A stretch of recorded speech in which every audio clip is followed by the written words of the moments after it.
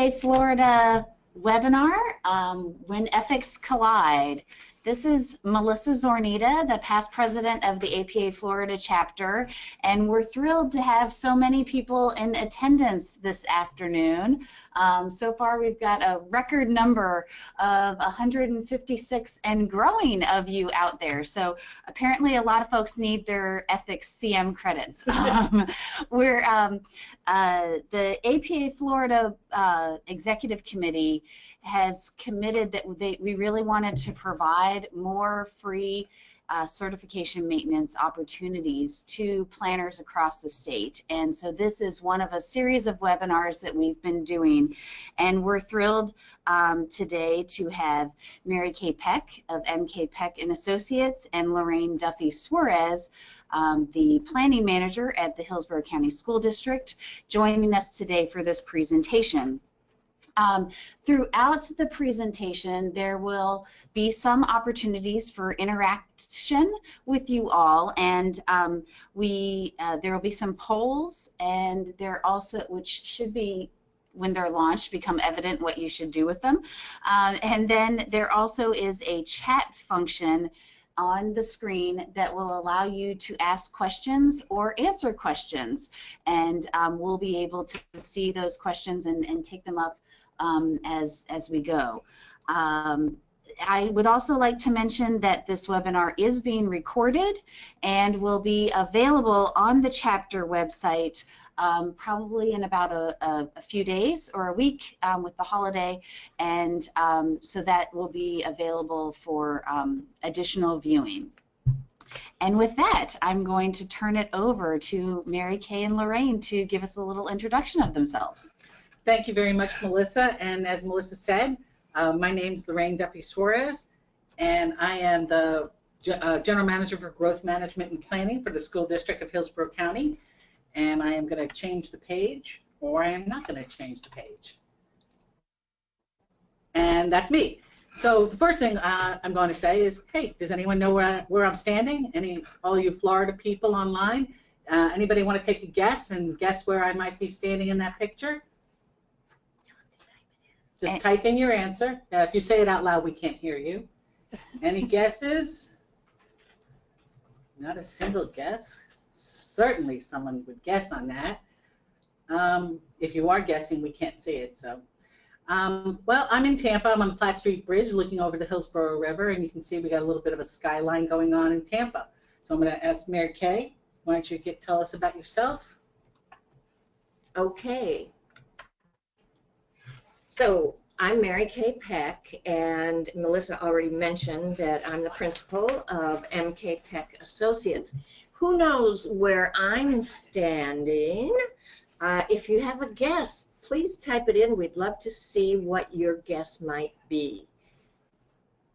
I'll give you a very broad hint. If you went to the last national conference, that's the city where this particular landmark is. So I am a former city manager and still am a member of the International City and County Management Association. I was city manager of Henderson, Nevada, which has a population of 225,000.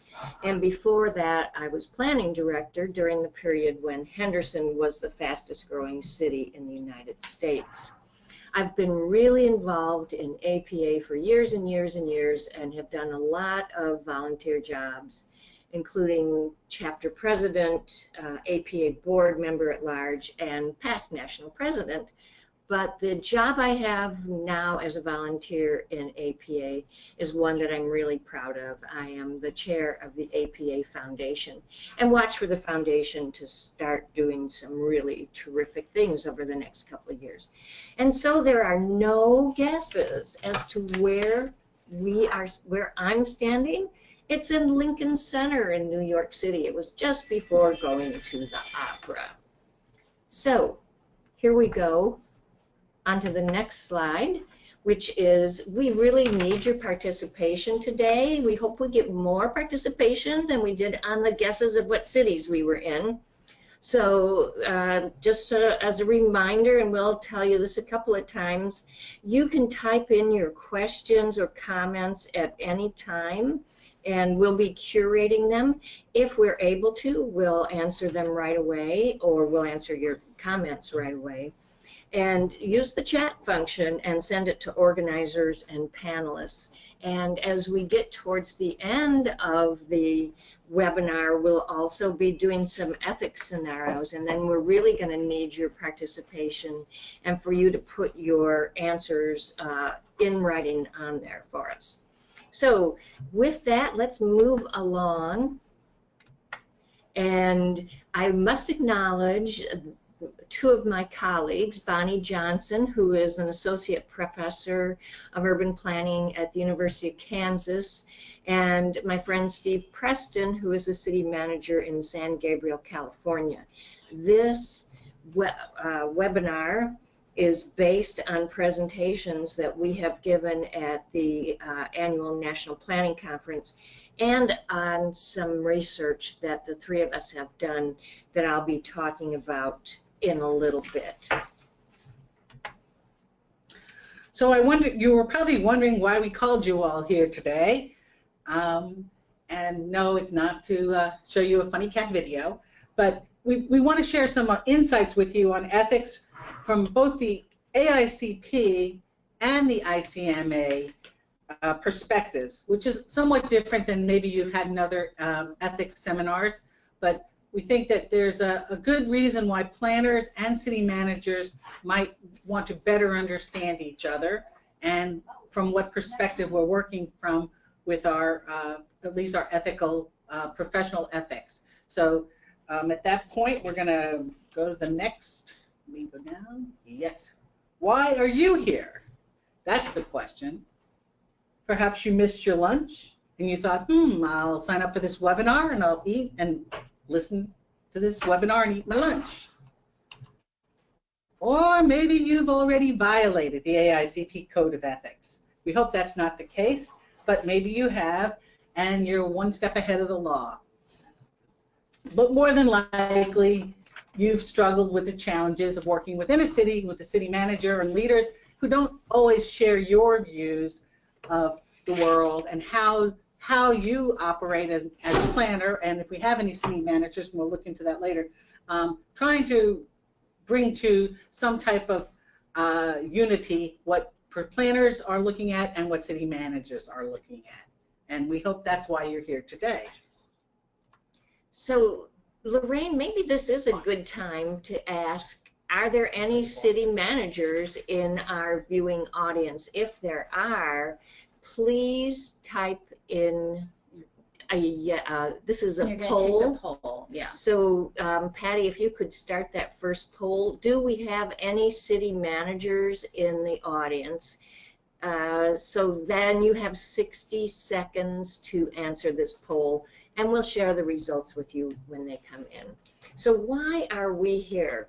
Well, this all started with an AICP Ethics Case of the Year several years ago, and I was doing a presentation at the National Planning Conference, and my friend Steve Preston came up to talk to me, who was and is a city manager, and he said, we were talking about the ethics scenarios, and another person came up named Bonnie. We had never met her before, and she was saying she enjoyed the Ethics Case of the Year, and that one of the things she does in her work at University of Kansas is to look at compare ethics from various professions.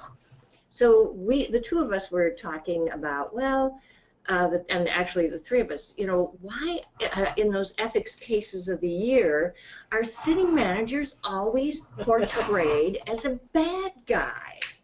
There's got to be something about city managers. The universal complaints from planners are universal, and the complaints from city managers about planners are probably pretty universal. So Bonnie, of course, being an ethics expert, say that 3 times fast, said, we ought to maybe take a look at their ethics and So, you know, compare the ethics between city planners and city managers and see if there is a reason for the conflicts that occur between the two professions. So what we ended up doing was, at the end of the day, we thought we were just going to give a presentation at a national planning conference, but we grew this subject into a research paper. It turns out that a couple of years ago, the editors of the Journal of the American Planning Association had decided to do a special issue on ethics. And so Bonnie and Steve and I, with Bonnie certainly taking the lead, did a research paper comparing ethics between city managers and city planners, AICP planners. And it was published last May in, like last month, in the Journal of the American Planning Association. And the name of the article is City Managers Have Ethics Too? Comparing Planning and City Managers' Codes of Ethics. And if you are interested in this subject, that particular article goes into a lot more depth. One of the things we're going to do here is share what those ethical differences are and why that makes us have a different outlook, and why the things that your city manager or your county manager may do that you think are unethical do meet this, the code of ethics for each respective position. And it looks like we have just one city manager on the line with us, Mary Kay. So most of our listeners are planners today, but I think it's good that our one city manager might get a better contrast why his planners often react in a funny way. There you go, Lorraine. So then the second question, the second poll question, do you want to ask that one, Lorraine? Do you work for a city manager or do you work for a county manager? You'll have 60 seconds to answer that poll, and in the meantime we'll move on a little bit and we'll see what our planning group, where they come from. Okay, so here's what we hope you'll take away from this. Both the AICP and ICMA codes of ethics evolved during the reform movement. However, they've each taken different paths. And while we have many values in common, there are aspects of each of our professions' belief structure that might lead to conflicts of understanding. And at the end of the day, balancing the different belief structures to achieve ethical results are what we hope you will take away. Here's the thing. This is a time when people have great clashes of beliefs in our country, and we want to help mend those clashes of beliefs at the work level. So that's where we're going today. All right. Okay, so this is what we're going to cover.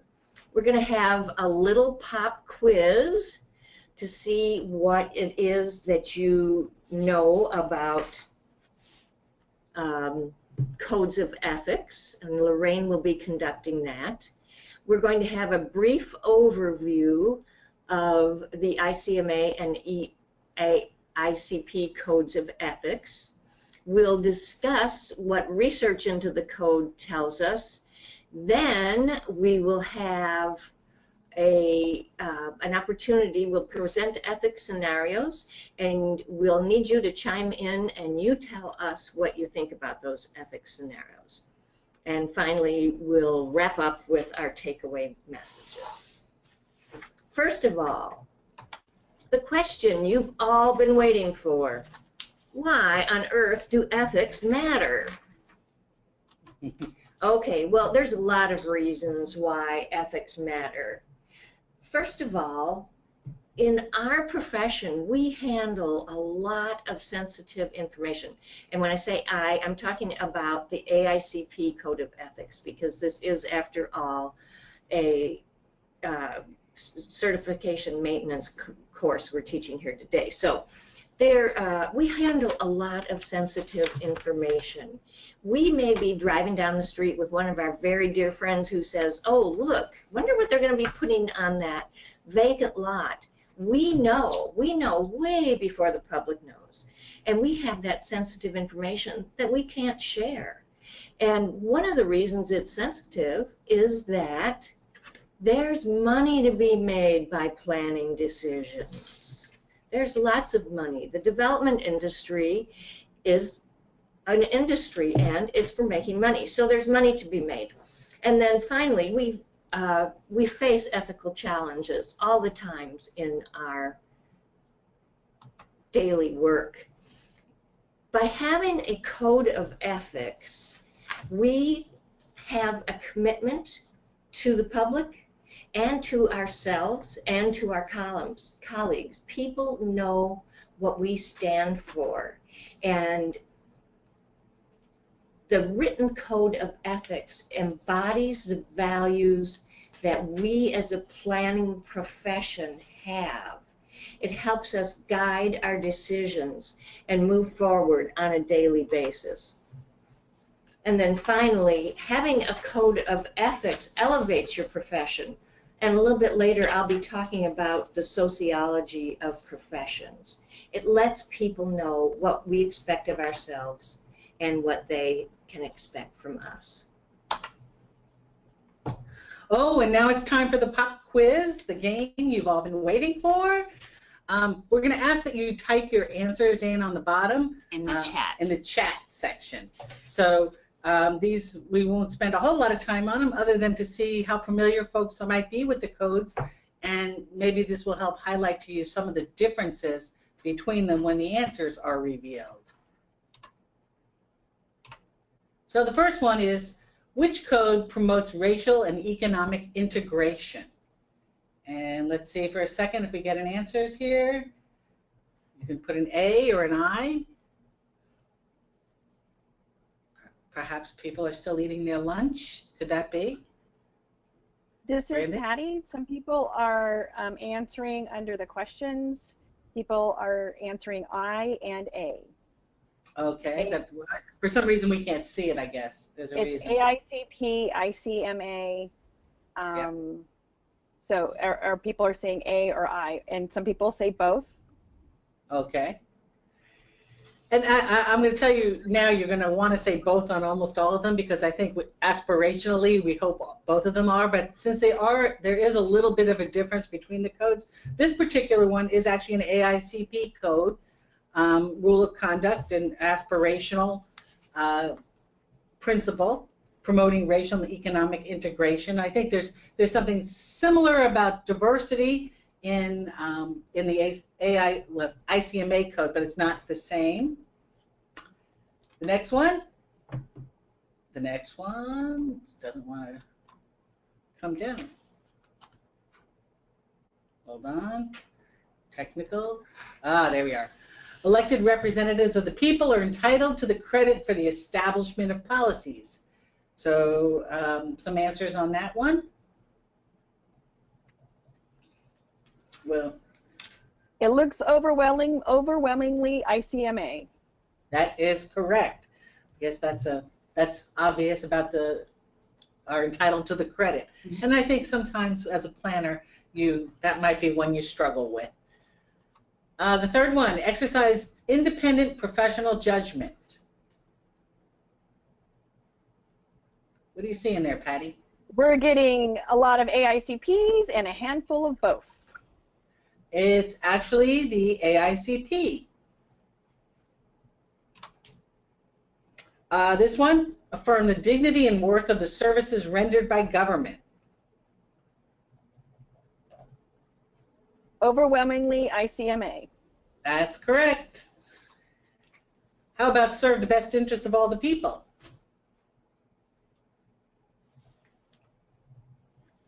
AICP and both. Actually, that's an ICMA, and I think the AICP one, while similar, not exactly, it's more of the well-being of the people versus the best interests of the people. The primary obligation is to serve the public interest. Both and AICP. It is AICP. Provide elected officials with facts and advice on matters of policy as a basis for making decisions and setting community goals. It's split. It looks like it's split 33%. Some people say AICP, some people say ICMA, a lot of people say both. It's ICMA. I like to say it in my best game show host voice. Keep the community informed, encourage communication between the citizens and all local government officials. It's half and half. And that's an ICMA. I jumped ahead. But number 9 is shall not accept the applicability of a customary solution without first establishing its appropriateness to the situation.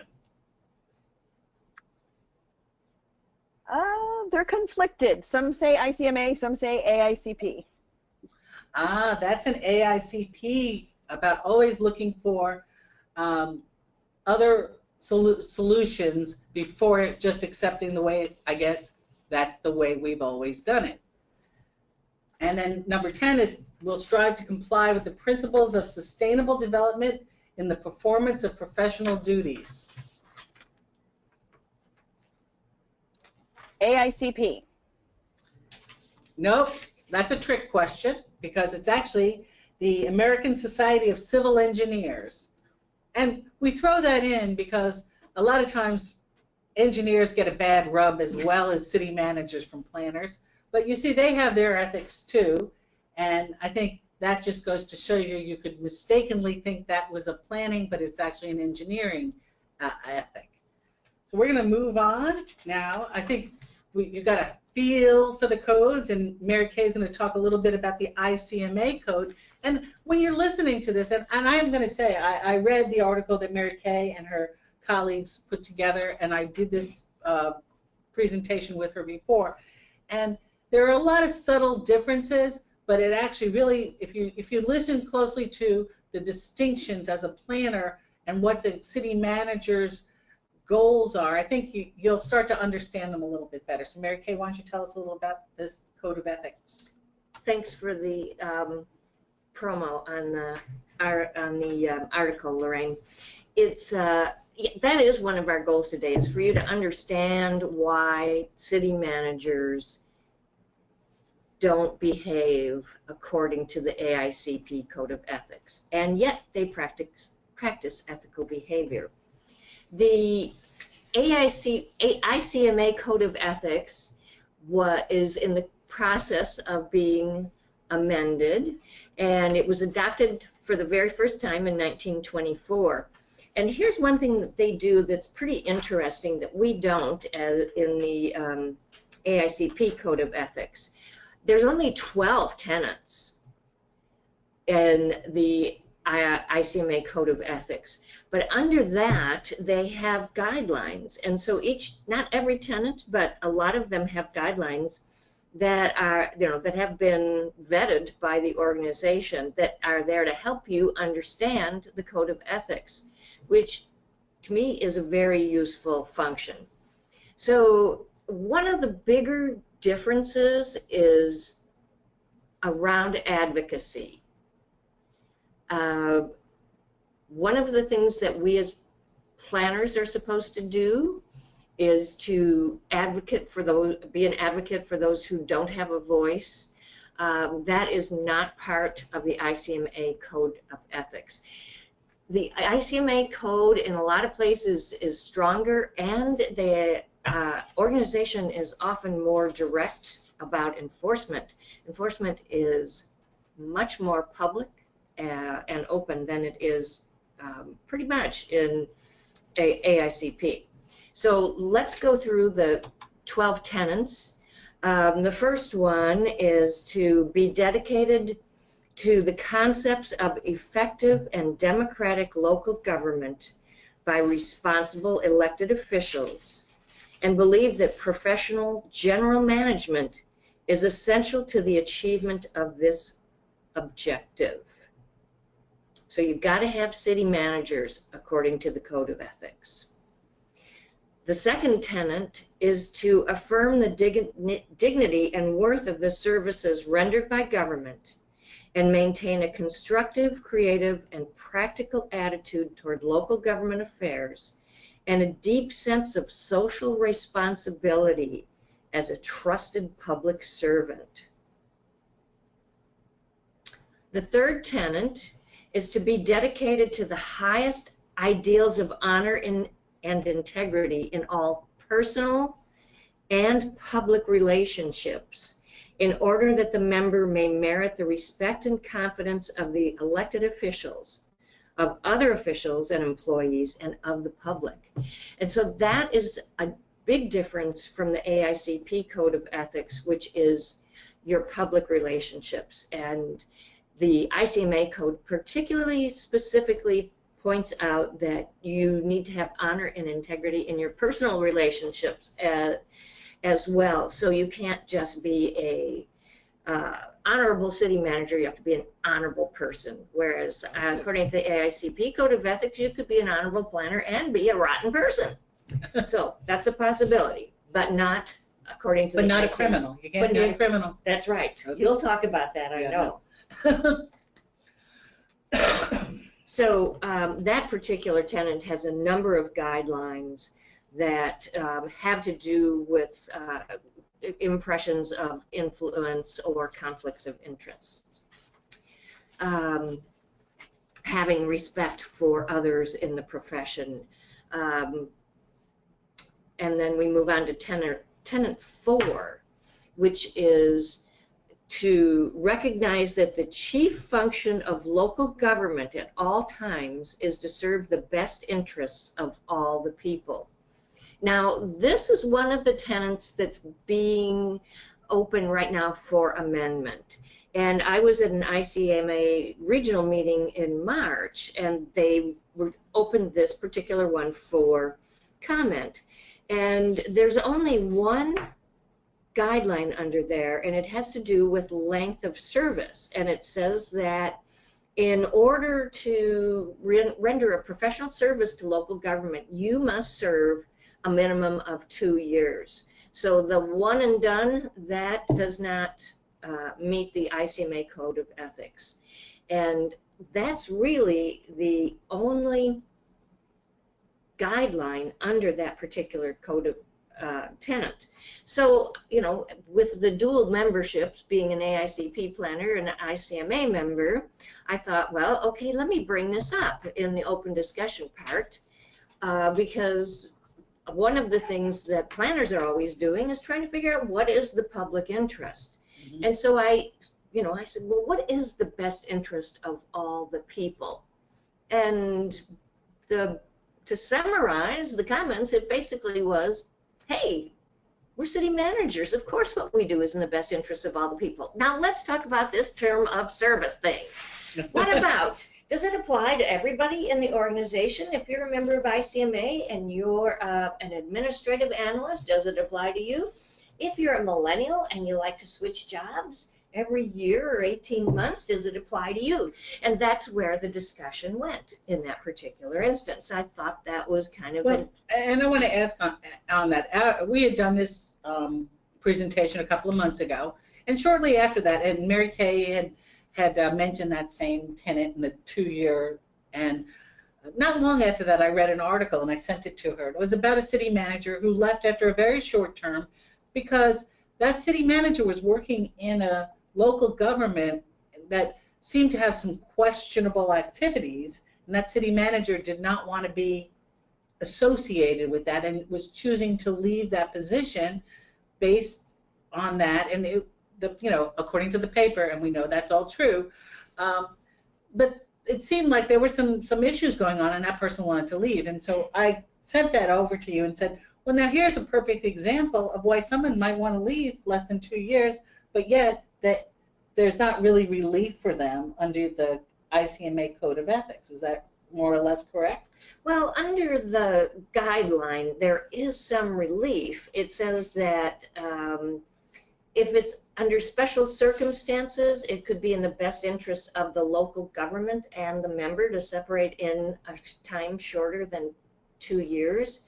And they have examples would be refusal of the appointing authority to honor commitments concerning conditions of employment, a vote of no confidence in the member, or severe personal problems.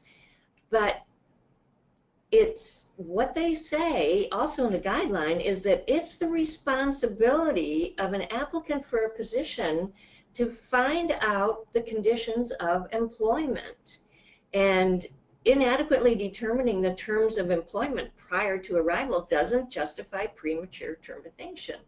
And when I was at that same ICMA regional meeting in March, there was a woman there who was working for a city, I would say the name of it, Pontiac, Michigan, and the treatment she was receiving from the council was absolutely horrifying. And she was determined she was going to meet her ethical obligations and stay there for 2 years. So I don't remember what the particular terms, what was going on in that city. It's a very unusual. I find it to be an unusual standard, but continuity of employment and of course living up to the contract you sign, but to have that specific date just seems unusual to me. And you too. It seems unusual to me. You bet it seems unusual to me. But that's what serving the best interests of all the people means in this particular case. So that's what you go by. Okay. Yeah. Whether it does seem it's unusual. Okay. So the next tenet is that submit policy proposals to elected officials.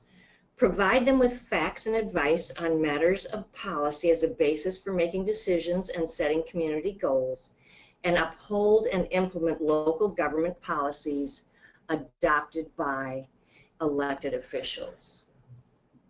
And then the sixth tenet is recognize that elected representatives of the people are entitled to the credit for the establishment of local government policies. Responsibility for policy execution rests with the members. So that's a big difference. It is a very big difference, and it's very clear. It's the electeds who get the credit, not the staff. But often as a planner, and I say this all the time, the plan that gets adopted isn't necessarily the plan the planner came up with, because it goes through the whole process. The plan I developed is in my bottom drawer, and then I put that out there, and it goes through the public process, peer review, and other local government inputs, and then it goes to the elected officials who hear more from the public.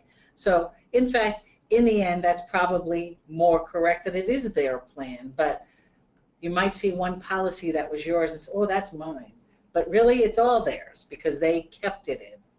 Yeah, and this particular tenet, Lorraine, would explain why the city manager doesn't go through that process necessarily. If the elected say, we want a new animal control ordinance, then the city manager says, that's what you'll get. We'll give you the best we can come up with. And it isn't necessarily vetted. Now, when I was a city manager and when I was an assistant city manager, I would require departments that weren't used to doing the planning process and vetting things publicly, I would require them to do that. The parks people had to vet their plans for parks. And the public works department, when they were going to change a road or close a road or put a detour in, they had to have a neighborhood meeting. And they weren't used to doing that. But it does get a lot of things smoothed over if you do follow the process that planners use all the time. Okay. Nope, go on. Okay. We had a comment. We had a comment regarding the fourth tenet. about it being subjective and arbitrary. And is that I don't know which numbers are which. So. That's the one about serving the best interests of all the people. Oh, yes, for 2 years. For 2 years, yes. If you do it for 2 years, no matter how good a job you're doing, you're serving the best interests. Yeah. Not for nothing, I just say. Yes. Oh, I think you're right, Ron.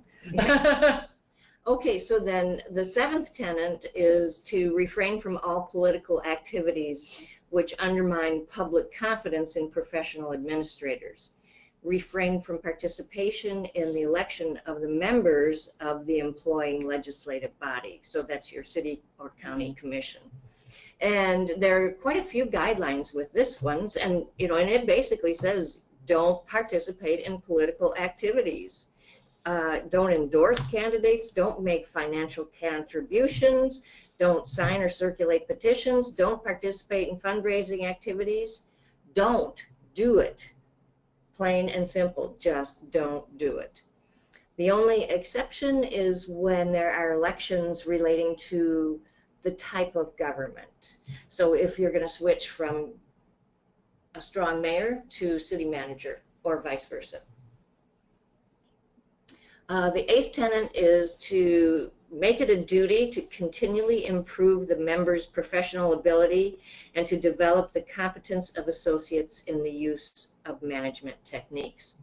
And under the guidelines, it says that every member should commit at least 40 hours per year to professional development activities. The 9th tenet is to keep the community informed on local government affairs, encourage communication between the citizens and all local government officers, emphasize friendly and courteous service to the public, and seek to improve the quality and image of public service. Lorraine, what are you thinking about that one? Well, actually, I think a lot of times the local government gets a bad rap for not being customer friendly. So having that as a tenet is kind of interesting because I think sometimes that message doesn't trickle down in some places. Now, I will say here in Hillsborough County, because I have worked in this county for a very long time, though I don't work for the county, for many years they had a tagline on every single person that sent you an email that said, "How are we doing?" And there was a link and you could go and tell them how they were doing. I think that's as a citizen, when you get something that gives me that opportunity right away to rate you, I think that maybe makes people a little bit more responsive. On the other hand, just communicating by email or putting people on long wait lines might not be the most courteous and friendly way to deal with citizens. So I think there's a need for the city to realize their customers are their citizens, and sometimes they do, and sometimes they don't. I have to agree with you on that one.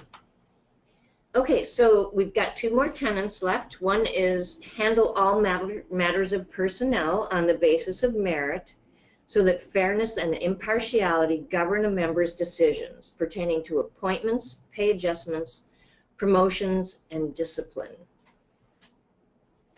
And then the final tenet is that public office is a public trust. A member shall not leverage his or her position for personal gain or benefit. And this one has a lot of guidelines. It's like you can't receive gifts. What kinds of investments would be in conflict with your official duties?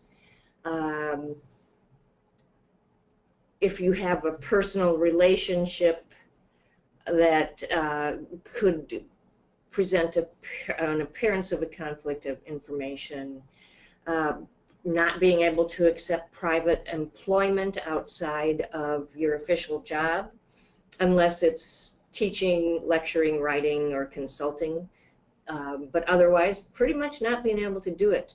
And then not endorsing anybody under any circumstances. So that wraps up the ICMA Code of Ethics.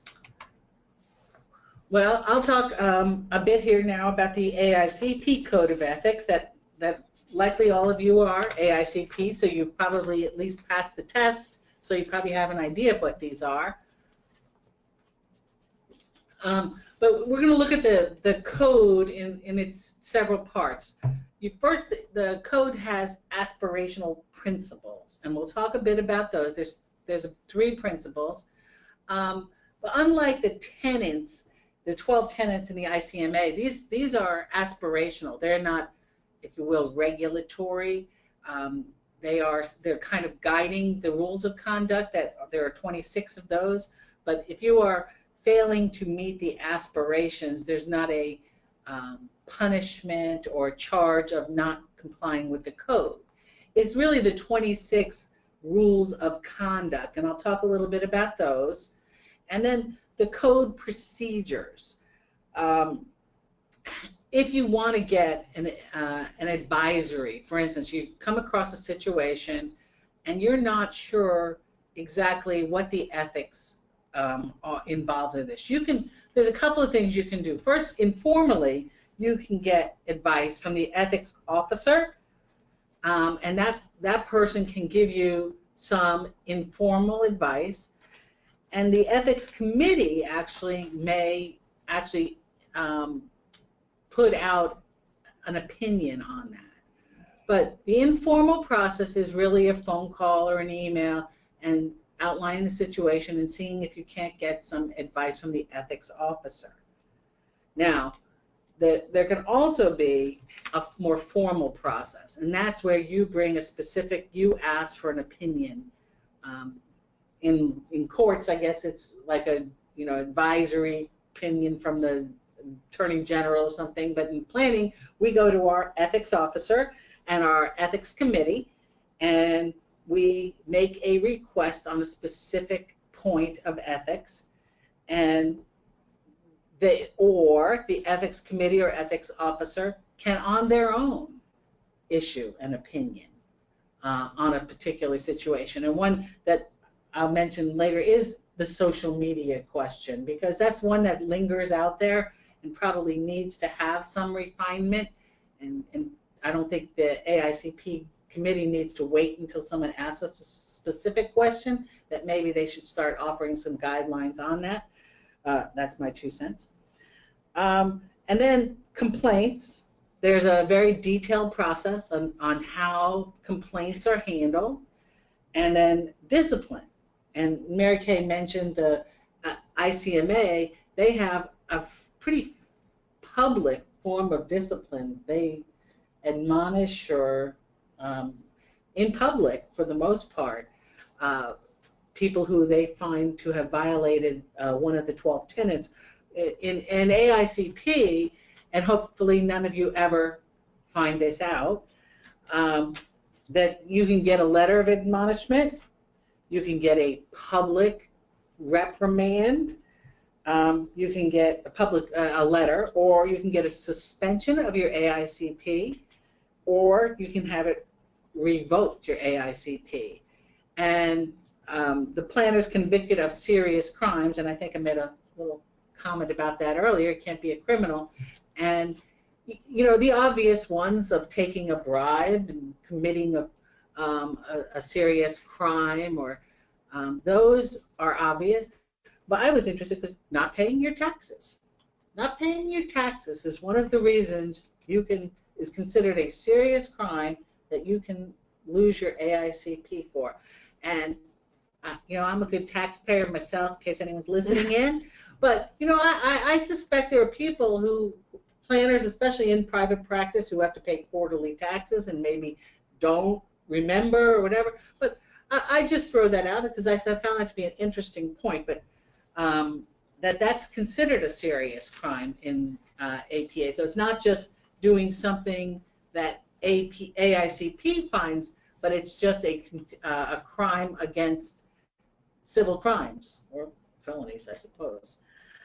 So I'm going to talk about the aspirational principles, and there's 3 of them, and one is our overall responsibility to the public, and it says our primary obligations to serve the public interest And we owe our allegiance to a conscientiously attained concept of the public interest that's formulated through continuous and open debate. We achieve high standards of professional integrity, proficiency, and knowledge to comply with our obligation to the public. And that's conscious of the rights of others, concern for the long-range consequences of present actions. We pay special attention to the interrelatedness of, let me see, hold on, let me page this. Interrelatedness of decisions. We give people the opportunity to have a meaningful impact on the development of plans and programs that may affect them, and having broad enough participation to include those who lack formal organization or influence. And that really goes to the concept of how to do public outreach and how to reach people. And I go to social media again. That's very common now. People want to reach out that way, but you know, you have to make sure you're reaching everyone. Social justice by working to expand choice and opportunity for all persons, recognizing a special responsibility to plan for the needs of the disadvantaged and to promote racial and economic integration. Oh, remember that. That was question number 1. So that's just your overall obligation to the public. And I hope you can see a little bit of a difference between the ICMA code, which is more an obligation to the operation, and maybe I'm simplifying it, operation of the government for the people versus directly to the people. Our second aspirational principle is our responsibility to our clients and our employers. And that seems fairly simple, you would think, but there's always, you know, a little subtext. We owe diligent, creative, and competent performance of the work we do in pursuit of our client or employer's interests, but it should always be consistent with our faithful service to the public interest. And perhaps if you work for government, maybe you can always feel as if you are working in the public interest.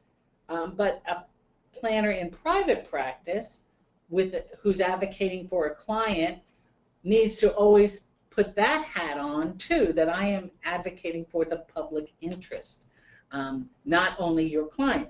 On the other hand, you have to use your best judgment on behalf of your client, and as long as they're not asking you to do something illegal, you have to accept the decision of the client or your employer concerning their objectives and the nature of the service they want performed, and unless it's inconsistent with your primary obligation to the public interest. And that is subjective. I won't say it's not, but I think as a professional planner, you need to weigh that. And then conflicts of interest. You need to avoid a conflict of interest, or even the appearance of conflict of interest in accepting assignments from clients or employers. So if you are working for government and they ask you to work on a project, and just so happens your spouse owns some property in that area, or your brother-in-law owns property in that area, you need to steer clear of those kinds of conflicts of interest and recuse yourself from projects if that comes to be. And then our third principle is our responsibility to our profession and our colleagues. And we shall contribute to the development of and respect for our profession by improving our knowledge and techniques, making work relevant to the solution of community problems, and increasing public understanding of planning activities. And we do that by protecting and enhancing the integrity of our profession, by educating the public about planning issues, describing and commenting on the work and views of others in a fair and professional manner, sharing the results of our experience that contribute to the body of planning. And I think Mary Kay writing that article was a good example of doing that. Contribute time and resources to the professional development of students, interns, beginning professionals, and other colleagues. And I know the national and the Florida chapter both have young planners or emerging planners that everyone should give some thought to participating in order to to meet those that aspirational principle. Continuing your education and training, which you're all doing by listening closely to this webinar, and to systematically and critically analyze ethical issues in the practice of planning. Because as time goes on, things change, and we all need to be looking at the ethics of planning and how they may change over time based on different community values. And then contribute time and effort to groups lacking in adequate planning resources.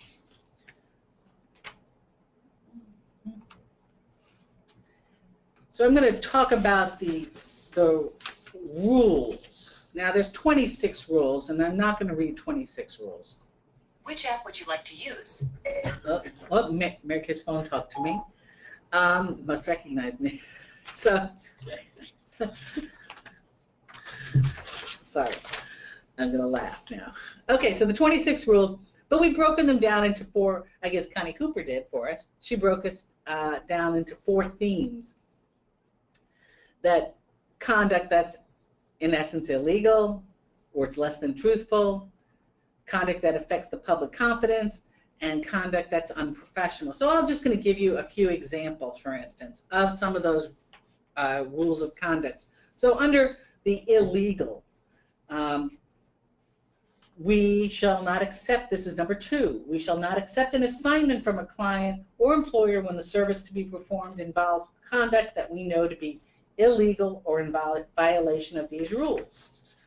Number 8 says, we shall not, as a public official or employee, engage in private communication with planning process participants if the discussion relates to a matter over which we have authority to make a binding final decision. Number 9, we shall not engage in private discussions with decision makers in the planning process in any manner prohibited by law or by agency rules, procedures, or customs. So these are just a few of those illegal rules of conduct.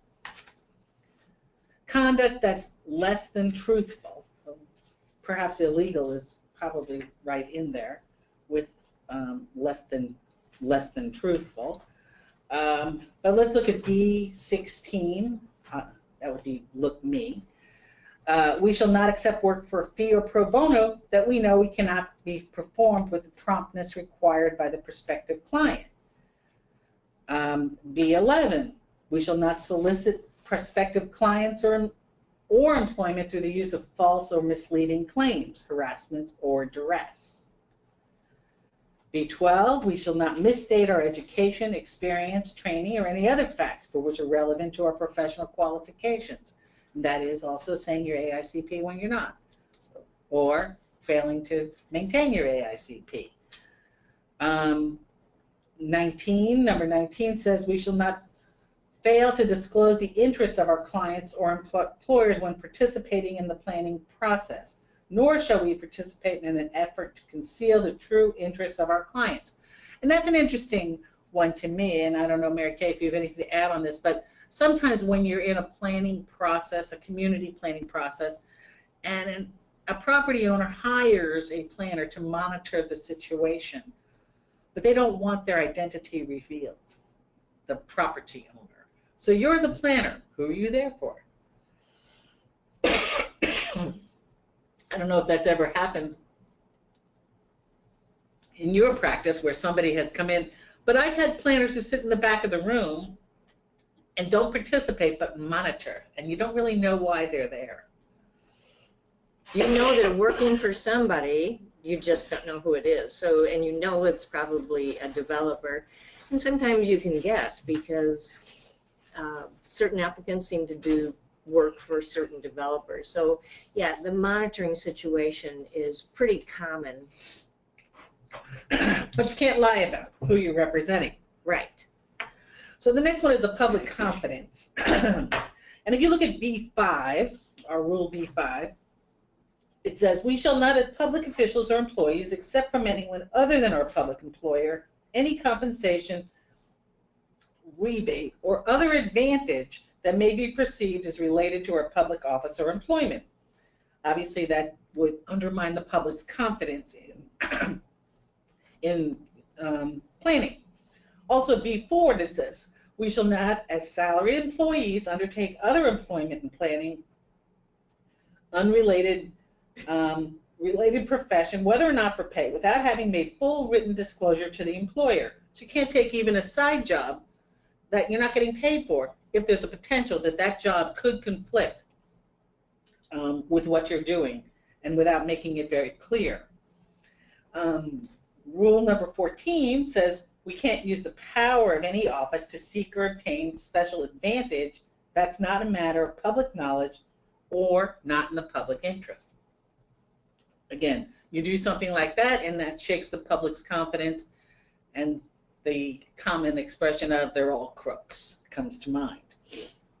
And then the final category, I guess, where we can group these rules of conduct is the category of unprofessional. And I might add all the above, but there's a few that are specific to being unprofessional, and that's number 17 that says don't use the product of others' efforts to seek professional recognition or acclaim intended for producers of original work. Our very first rule, which is don't deliberately or with reckless indifference fail to provide adequate, timely, clear, and accurate information on planning items. Number 13 is don't sell or offer to sell services by stating or implying an ability to influence decisions by improper means. Oh, I got a line on that guy, I'll be able to get his vote for you. I don't know if lawyers have these same rules of ethics or not, but Oh, no. no, okay, they have a different. We did one of these with lawyers before. It's very interesting. And then number 22 that says don't retaliate or threaten retaliation against the person who has filed the charge of ethical misconduct against us or another planner, or who is cooperating in the ethics officer's investigation of an ethics charge. So these are just a few of the 26, but I wanted to give you the flavor. And as far as the categories go, and then hopefully you saw a little bit of a difference there with the ICMA. Again, where more of planning is more about direct service to the people, where city management is more direct service of the operation of government in how I look at it. That's a good differentiation, Lorraine. Hey, here's something I did not know until I got involved in this research, and that is that there's a part of sociology that's dedicated to the sociology of professions. And so if we were in a live setting, I'd say, hey, raise your hand if you knew there was a sociology of professions. I didn't. So, and they define when jobs turn into professions as being after they become full-time work, form professional organizations, have specialized schools, certify practitioners, and adopt codes of ethics. So all those things are, according to the sociology of professions, what you see when a job changes into a profession. And this is a picture of Chicago in the 1800s, and this was a time of rapid industrialization in the cities. And you know, one thing I always take away from this particular photo is it also was a time when streets were shared. Streets weren't just for automobiles. Well, wait a minute, there are no automobiles. I don't see the sharrows underneath there. How do we know? There's no sharrows. Good one, Lorraine. So, but you know, people are in the streets, animals are in the streets, and streetcars and trucks or trains even. I can't tell for sure what's in there, but I will say this, that is a digression. So during that time, the living conditions were awful. They were crowded, they were congested. Manhattan was more dense in the 1800s, at the end of the 19th century, than it is now. And of course, sanitary systems were non-existent, and as were building codes. there was a lot of corruption in government at the time. So professions just sprang into action at that time. Civil engineers, architects, landscape architects, social workers, and of course, city managers and planners. And the City Management Association came into being in 1914, and the American Institute of Planners came into being in 1917. Satisfying some of the criteria that changed them from jobs into professions. And they both were part of the good government era, designed to fight corruption and provide better living conditions. So there's two sections basically that we have left. One is we're going to do a short comparison of the codes, and this is the part that I think will really help you understand the differences between planners and city managers. And Lorraine, feel free to jump in at any time. And then the last section, we will be presenting some ethics scenarios, and we'll be asking you to type in your thoughts about the ethics scenarios.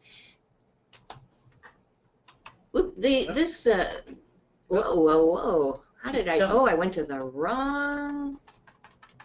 Don't look, there's too much. Whoop, whoop, whoop. Okay, so these two slides are a very brief summary of some of the main points that are in the article in JAPA that compares planners and city managers' codes of ethics. And here's a summary of the things that we share with city managers in terms of values.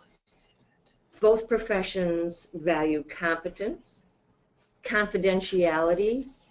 These are things that come out of the codes of ethics. So competence, confidentiality, creativity, fairness, integrity, diligence, avoiding conflicts of interest. Lorraine was just talking about that. Non-discrimination, and pursuing professional development throughout your career. And of course, you all know that you're required now by AICP to have continuing education. So here's a few of the main differences. Yeah, I had looked in the article that you had written, and you had actually divided them up by the ethical comparisons, whereas the ICMA is more detailed about the ethics, where the planning one is a little bit broader as far as the ethical consideration. The ICMA is more about when you phrase it as, or you and your fellow writers, as democratic, and ICMA talks about justice, whereas the AICP talks about rights. And ICMA talks about merit and employment, and AICP talks about accountability.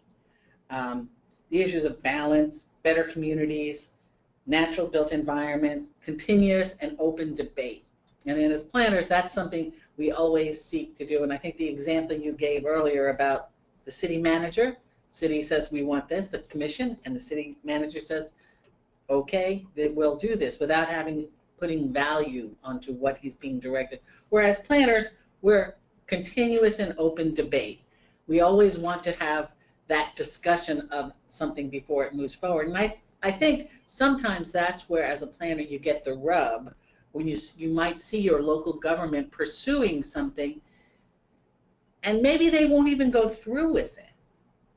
Maybe we don't want to allow accessory dwellings anymore. And so they'll say, we're not going to allow, the city commission might direct, and the city manager person doesn't say, no, we want to have those. No, they say, okay, we'll collect the information.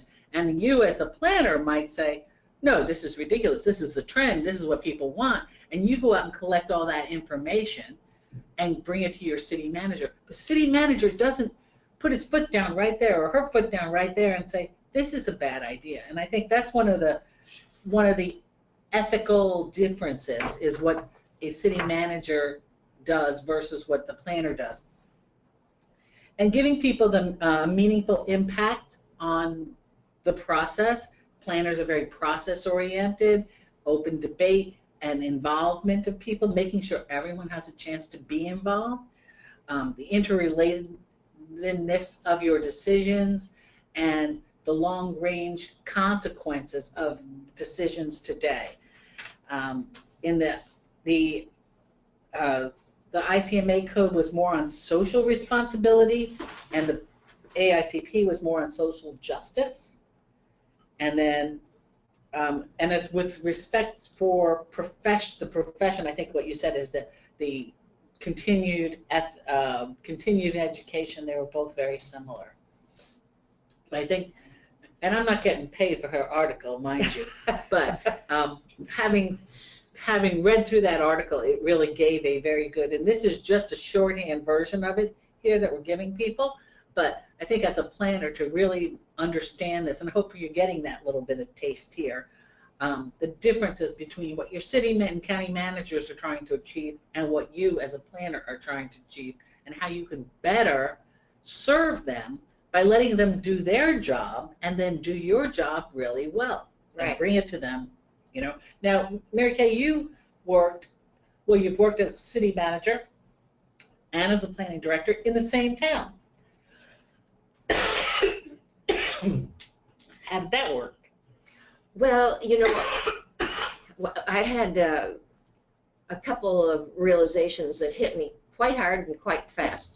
Number one, as a planner, I thought that the planning department was the center of everything, and I found out really quickly that every department thinks that they are the center of everything within the city.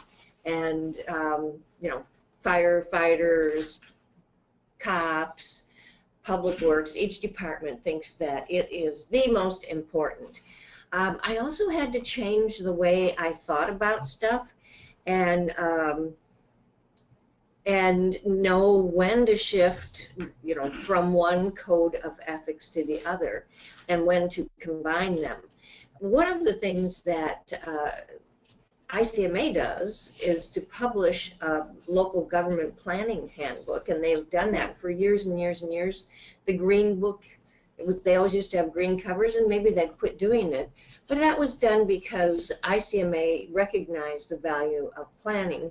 And in one of the forewords of one of the editions, whoever wrote that said, you know, planners can learn from city managers and city managers can learn from planners, and particularly looking at long-range consequences and how decisions are going to impact in the long term. So, Lorraine, you touched on some of the big differences. Mm-hmm. One is ICMA looks at representative democracy versus participatory direct democracy. So it's just like Congress and the state legislature, local government is the representatives of the people. And so that's who city managers go to for direction, whereas planners are bottom-up people and they go to the people, unless, of course, you're planning in England or China or many other places where planning reflects your style of government. We are a democratic nation. That's why planning reflects democracy. Go to the people, ask them what they want. AICP, social advocacy, look out for the natural and built environment. ICMA is looking at effectiveness, fiscal capacity, and public confidence. So ICMA focuses on the public interest, AICP focuses on the public interest. That's one of our main tenets. ICMA focuses on public service. AICP says we should advocate, and ICMA says be impartial. AICP says use your independent judgment in your recommendations. ICMA doesn't say that. They say provide impartial information. We have a question that's come in. Oh, okay. What's it say? It's asking, aren't you always a planner even when you are practicing as a city manager? i.e. you always have to uphold the AICP code. That's true, you do, but you also have to, it's one of the reasons I think that city planners make good city managers is because we know how to balance, and we know how to look at things from a gray area, and sometimes you're not going to violate the AICP Code of Ethics, but the ICMA Code of Ethics is going to guide what you're doing.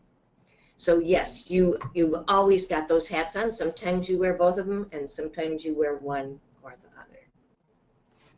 I can imagine a situation like I had mentioned, oh, if the city directs you to do something, like take, and I just grab that out of the air, accessory dwellings, maybe as your AICP code would say, well, gee, that's a housing group, you know, maybe some senior citizens use or young people use. We don't want to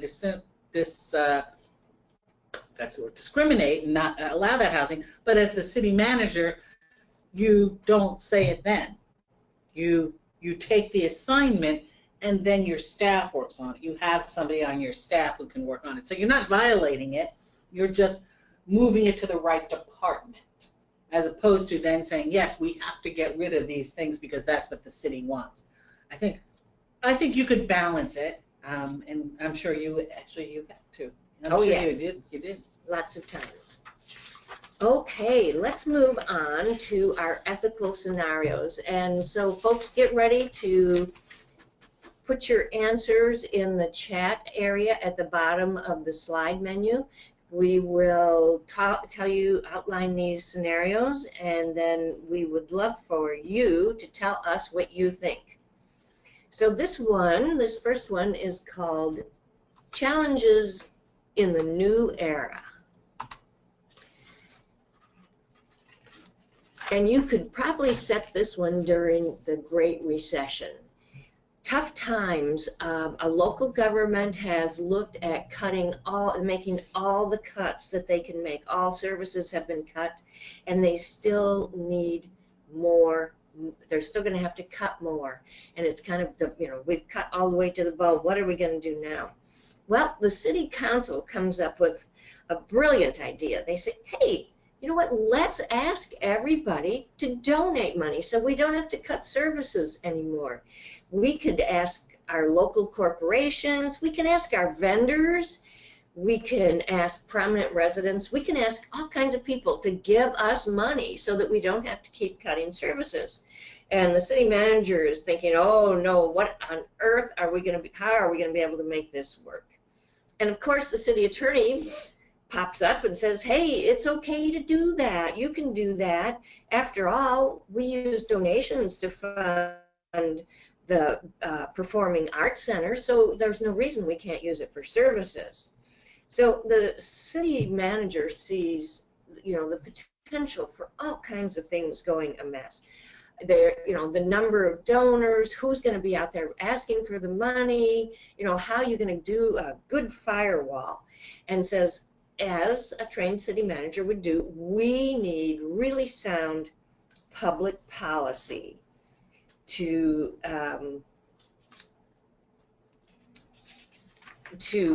be able to go forward with this.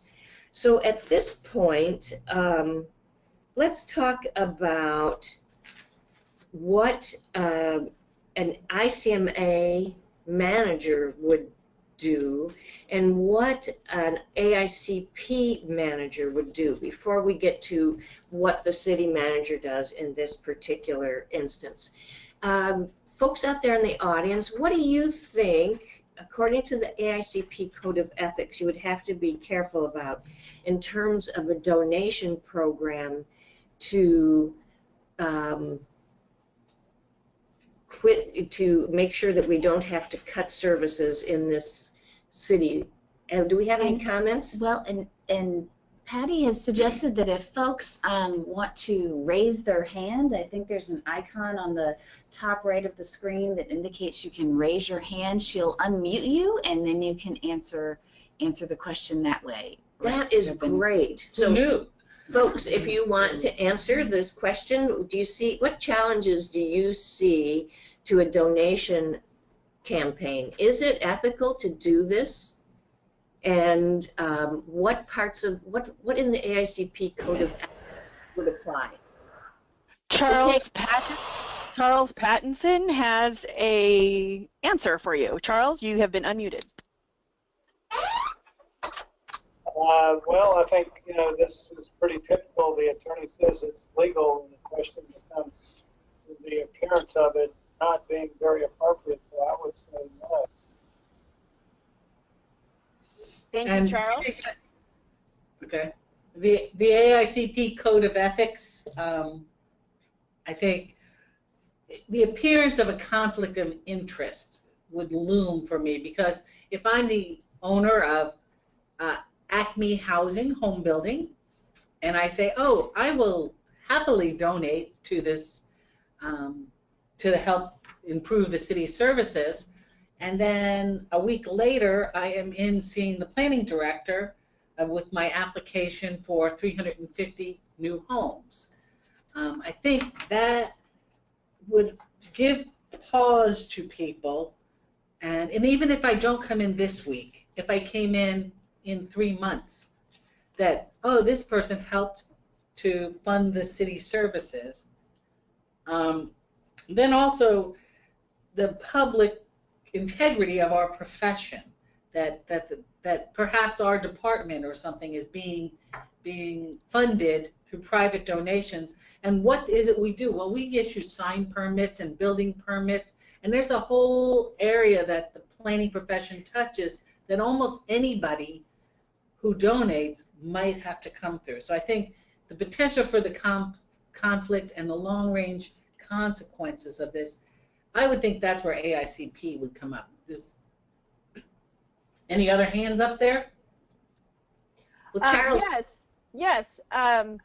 Donna Balsold, I apologize if I mangled your name. Donna has an answer as well. Oh, I don't know if I have any answers. It's just occurred in the county that I live in. Interestingly enough, the position went to an area of the county that is almost self-funded and should be a municipality of its own within the county. And it involved the employment of a former planner for the county and former planning director for another part of the county when he went back to work for the county. The same community funded, in part, an expansion in the government center to accommodate a performance art theater. So everybody has been kind of touched in the county by these activities, and I find from an AICP standpoint, it's very prickly. Okay. well, that's interesting. You know, Charles brought up also was the attorney said it's legal, but that doesn't mean necessarily that it's ethical. So what the ICMA guidelines say, and these scenarios are ones you're not going to find in Planning Magazine, because these are in the Public Management magazine that ICMA publishes. And so we have the answers they have. They have a monthly column, Ethics Matters, where you can find scenarios, and they're online, of course, too. So the need that the ICMA manager finds is that you need to have very sound public policy. The process needs to be very transparent, with, you know, straightforward communication and accountability. You have to determine who is going to ask for the money, who will be targeted, how you're going to publicize and record that information, and if there are cases when we would decline any of the donations. So there needs to be a firewall between staff and donors. And they did mention particularly that there could be planning issues, and that, you know, soliciting from developers could be a problem. One of the taglines, which I love, was that sunshine is the best disinfectant in cases like this, and that you, for example, you should publicize who the donors are and list them. The City Council would adopt this policy, and it would be publicly adopted as well. Okay, Lorraine, why don't you move on to the next? Okie dokie. Here we have a case of an assistant county manager who oversees public works, human resources, parks, recreation, and he joined the board of an affordable housing nonprofit. He's very enthusiastic about leading a regional discussion on the housing issue. To really, he took a course on facilitation, may want to be a leader of that group.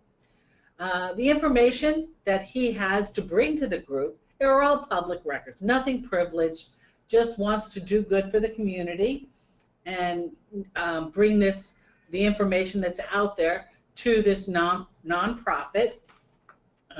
And he may want to serve in a leadership position in the future. Now, coincidentally and unrelated, the community development director recently passed something, brought something to the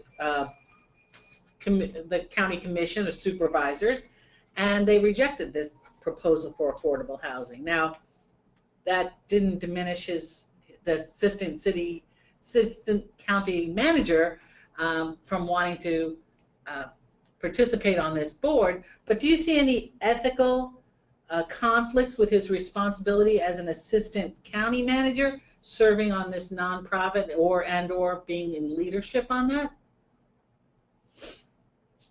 And that's the question for our participants. So raise your hand and Patty will unmute you. Do you have, yes, so that's the question.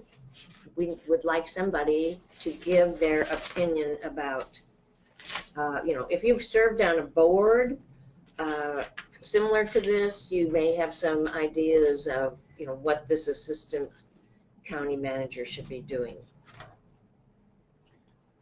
Do we have any hands up, Patty? No, we don't. I'm not seeing any. Again, if you need to raise your hand, there is an icon on the side menu. If you do not see your side menu, it is the orange button with the right arrow. You can raise your hand then. Okay, well, Lorraine. Okay. Maybe well, let me give you with AICP. Well, here we have a couple in the questions. It says, Tom Hisney says, no, because his professional capacity does not oversee affordable housing projects or the manager. That's true as well. That seems to be very true. Any other comments there? It said the assistant should recuse, from Suzanne, it says the assistant should recuse himself from any communications with his jurisdiction. And Gloria, I apologize. No. And Gloria said, do not serve on the board, may just be an advisor to the board. Okay. Well, I think what AICP would look at is, of course, one of our aspirational goals is to help those people who are who are more disadvantaged. So I think AICP would support the involvement in it, and I think what was it Tom who said about recusing themselves, or Gloria, recusing yourself on that any issues that might come up for your board, for your local government, and then if there's any chance that nonprofit might come in for any type of waiver, because this person oversees public works for sidewalks and parks or any type of waivers, then they'd also recuse themselves. But I think on its face, AICP would not say don't serve on it, but just be cautious on anything that comes along. And we're going to jump right now to the another affordable housing. We're running low on time. So here you have a case. I'll call it Vail, Colorado. Never been there, but I hear it's a fact that it's a very expensive place to live, and county employees can't afford to live there. And there's an affordable housing developer who is bringing in a project, and it's offering to let all the local government employees and all of their trade partners, that might be the construction companies and the banks, to come in first. Not any discount, but just to come in first and purchase some of these affordable homes. Now, again, this is a community where housing is unaffordable for most people in that community, and several of the county department directors are very interested in this. Do you see any ethical concerns with this, with people coming in early? Again, no discounts, just early access. We have a couple hands raised. I'm going to unmute Joyce Heffington so she can answer. Go ahead, Okay. Joyce. Joyce, go ahead. Okay. Can't hear Joyce. Anyone else? Yes, William Smith. Go ahead, William. Hello? Hello? Yeah, William, go ahead. You wanted to answer the question? Yes. So in this case, even early access is pretty much as good as getting a discount. You've got a limited supply of affordable housing. Getting your foot in the door before anybody else is able to seems like that would provide a very tangible benefit to the people. It's my own personal position who are like planning technicians, not who are going to need that and might be inclined to talk favorably or express positive views on the developer's projects in the future. And I think that, yep, thank you. We have Mary another Kay. one from Karen Oh. Thompson. Go ahead, Karen. Karen? Okay. Sorry, I'm answering the question. What I wanted to say was the appearance of a conflict of interest. I mean, every one that a government employee takes in the complex would be less than was available to the general public. That would be number one. And in the future, if you're buying one of these things, you would benefit. You maybe not benefit immediately, but in the future, when you sold the unit or something like that, you might benefit. So I'm just saying benefit and appearance of unethical behavior. Okay. Thank you. Thank you. You know, one of the, I think as planners, we're all in agreement that that seems too close for comfort. But what's interesting is that in looking at the response that's provided, so I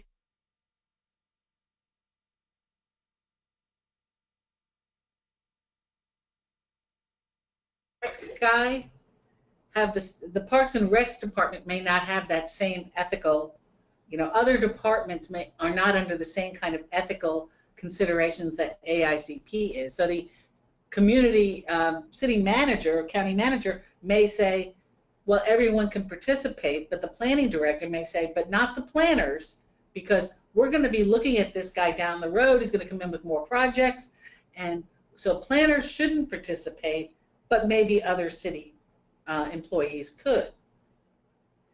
Yeah, and from the answer from ICMA, because this is one of the questions that appeared in the ICMA magazine, was that this could present an appearance of a conflict of interest, just as the AICP code says, or it may look like favoritism. So if the county decides, and it's up to the elected officials, then you would have to create a sound public policy, and it would have to be adopted by the elected officials, and the offer would need to be made to all trade partners, not just the local government partners, but all the trades. Mm-hmm. So with that, it looks like we are about to wrap up, and Thanks, Lorraine. It's always fun to work with you. You too, Mary Kay. And Melissa wanted to say a few closing words, and we all say thank you for joining us today. Yes, thank you very much. Yes, well, thank you, Mary Kay and Lorraine. This has been very informative, and I know I've learned a lot. And thank you to all of the APA Florida members who have participated in the webinar with our record-setting participation. As a reminder, this is being recorded and will be posted on the APA Florida website sometime next week. In addition, at that time we'll also post the event number so that you can search for it in your CM log. We don't have that for you today, so as soon as that is available, we will post that as well. Thank you again for attending. Everyone have a wonderful 4th of July. Thank you.